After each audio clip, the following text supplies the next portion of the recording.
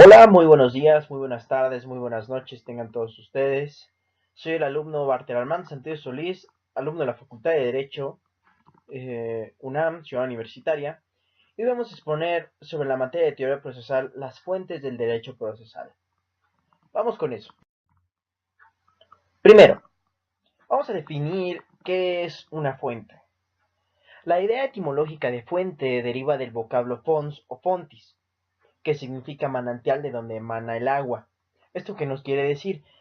Que llevándolo un poco más a materia, significa es la materia, o se puede decir que son los conceptos, o se puede decir que son el lugar o la institución. Ya veremos qué tipos de instituciones, o qué tipo de conceptos, o qué tipo de leyes, o qué tipo de tratados, o qué tipo, etcétera, ya lo tenemos más adelante, de dónde emana el derecho procesal. ¿Ok? De ahí van a emanar. Segundo punto, las fuentes del derecho son contingentes o circunstanciales. Las fuentes del derecho son de variada permanencia o vigencia. ¿Esto qué nos quiere decir?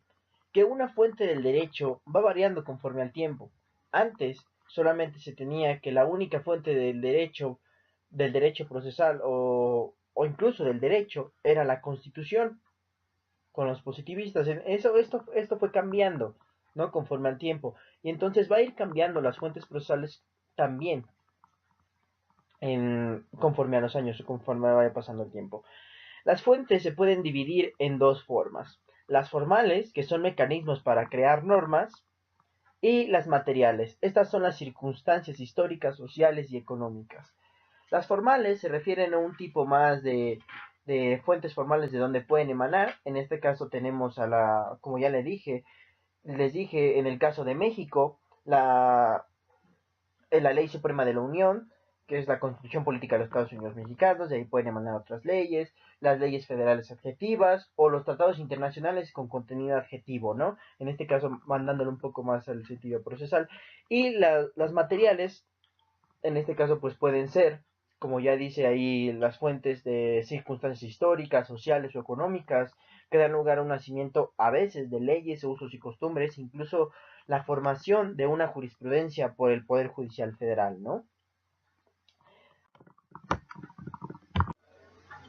Tenemos que las fuentes del derecho procesal van a ser aproximadamente 6. Tenemos a la ley, a los tratados internacionales, la jurisprudencia, los usos y costumbres, principios generales del derecho y la autonomía de la voluntad de los procedimientos en el Código de Comercio, ¿no? Vamos a explicar cada uno, en qué consiste. Primero, la ley. La ley, sin duda, es una de las fuentes más importantes de nuestro sistema de derecho escrito aquí en México, ya que, como ya se ha señalado, existen leyes adjetivas que pueden ser de diversos tipos, ¿no? Como las orgánicas o procesales propiamente dichas. Tenemos también que en nuestra Constitución existe una serie de principios aplicables a todos los procesos o solo a algunos de ellos. Esto es lo que quiere decir que es el derecho constitucional, la ley, con referencia a los procesos u otras formas de resolver controversias, en este caso la justicia constitucional.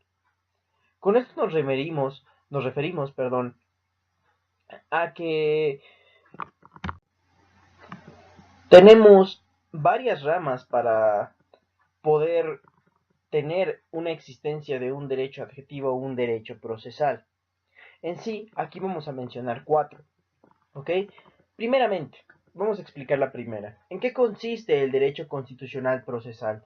Bueno, aquí dice que son principios y garantías aplicables a un proceso en general o en particular.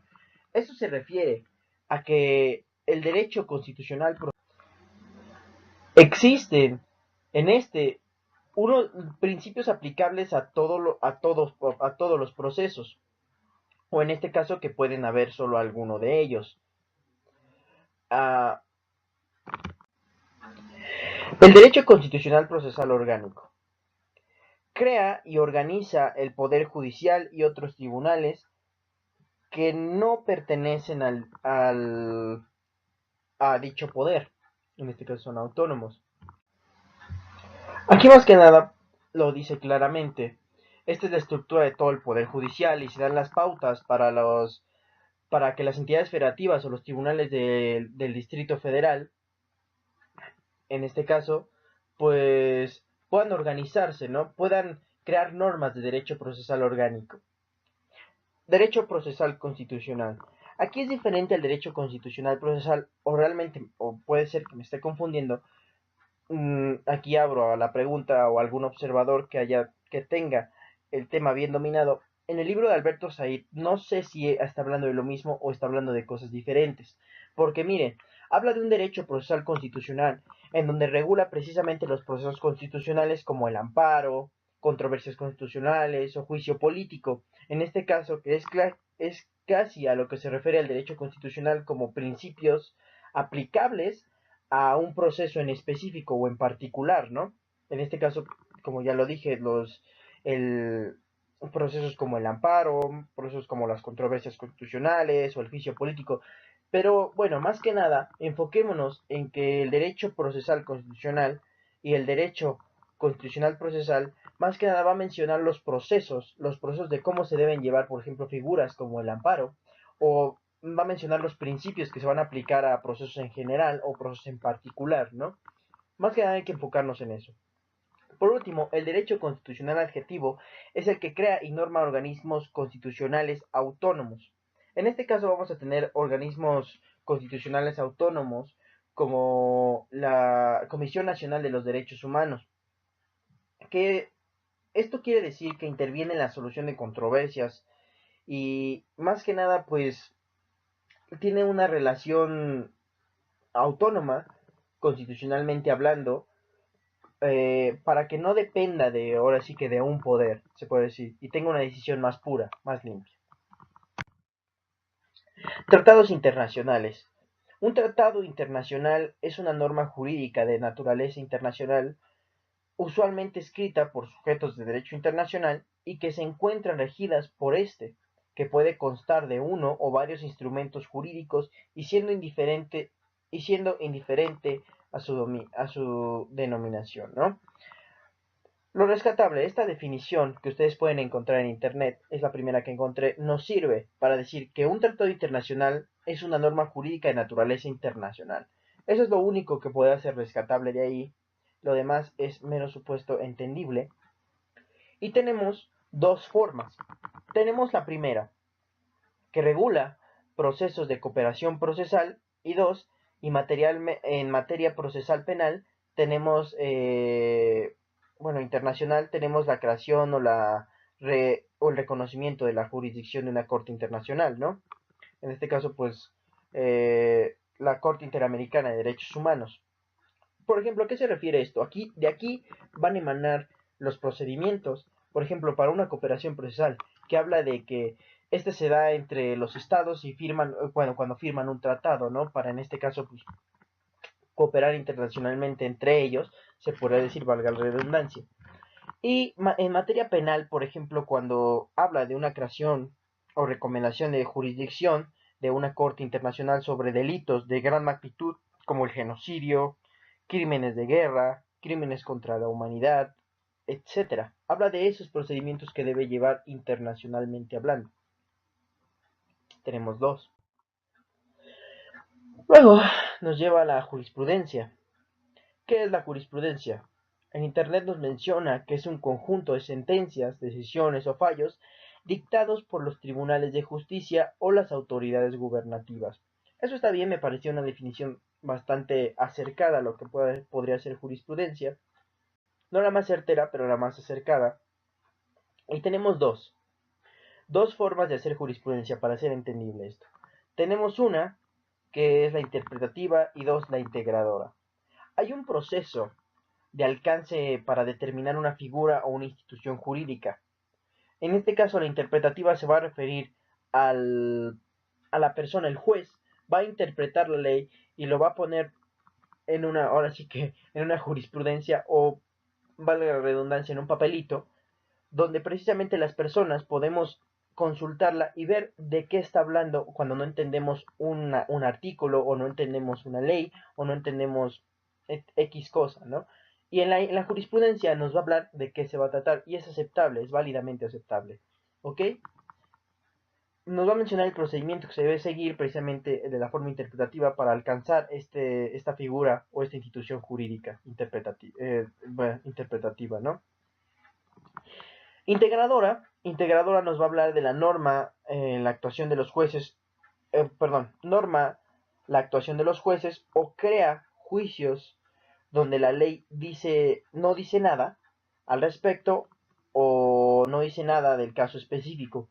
En este caso, no vamos a tener ley, ¿ok? Va a seguir un procedimiento, tiene que seguir un procedimiento el juez o la persona que haga jurisprudencia de integrar esa forma. O sea, imagínense, hay una norma en blanco, ¿no? Que dice, usted remítase al artículo 337 para definir tal concepto.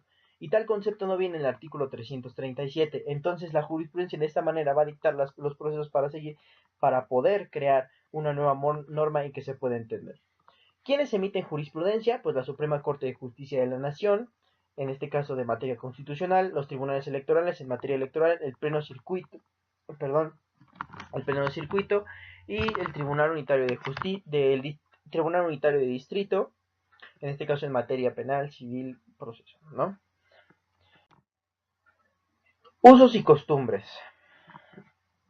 Aquí, en los usos y costumbres, que es otra fuente, más que nada del derecho procesal, vamos a tener a la experiencia o la práctica. Se define por sí sola. Segundo, a los reconocidos por un código, en este caso pues nos va a hablar, a veces son reconocidos principios en un código, ¿ok? Principios generales del derecho, criterios o ente de razón de justicia. Un caso clásico, por ejemplo, de un principio general del derecho que se usó mucho en tiempos pasados, por ejemplo, la ley del talión, ¿no? Ojo por ojo, diente por diente. Ese es un principio que se usó hace mucho tiempo que se dejó de usar, precisamente por anticonstitucional, pero que podría servir como ejemplo para poder referirnos a esta parte de principios generales de derecho.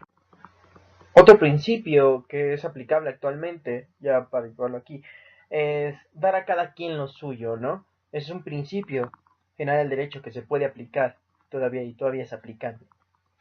La autonomía de la voluntad. Este es un caso muy bonito, pero muy largo, y lo voy a intentar sintetizar, en que dice que los procedimientos preferentes ante los árbitros o jueces. ¿A qué se va a referir esta parte? En el artículo 1050 del Código de Comercio, perdón, dicta, los procedimientos convencionales ante jueces o árbitros son preferibles a cualquier otro. En procedimientos ante jueces las partes se convierten en legisladores. Esto quiere decir, pues, ¿por qué se convierten en legisladores? Porque crean un proceso. O sea, ¿a qué me refiero con que crean un proceso? Que ellos señalan plazos, ellos señalan pruebas, ellos señalan las formas de juzgar a conciencia de qué o quién. Los auxiliares tienen que apegarse a las reglas de estos pequeños legisladores, ¿no? En este caso que las partes se convierten en legisladores. Esto no se preocupen, en México no ha actualizado esta opción procesal porque, pues bueno, devolvería muchas cosas, se tendría que hacer cosas muy limitadas. En este caso habría una serie de plomitas que se tenían que especificar. Pero bueno, esto es también como una fuente de la autonomía de voluntades, una fuente también del derecho procesal, ¿vale? Como un ejemplo.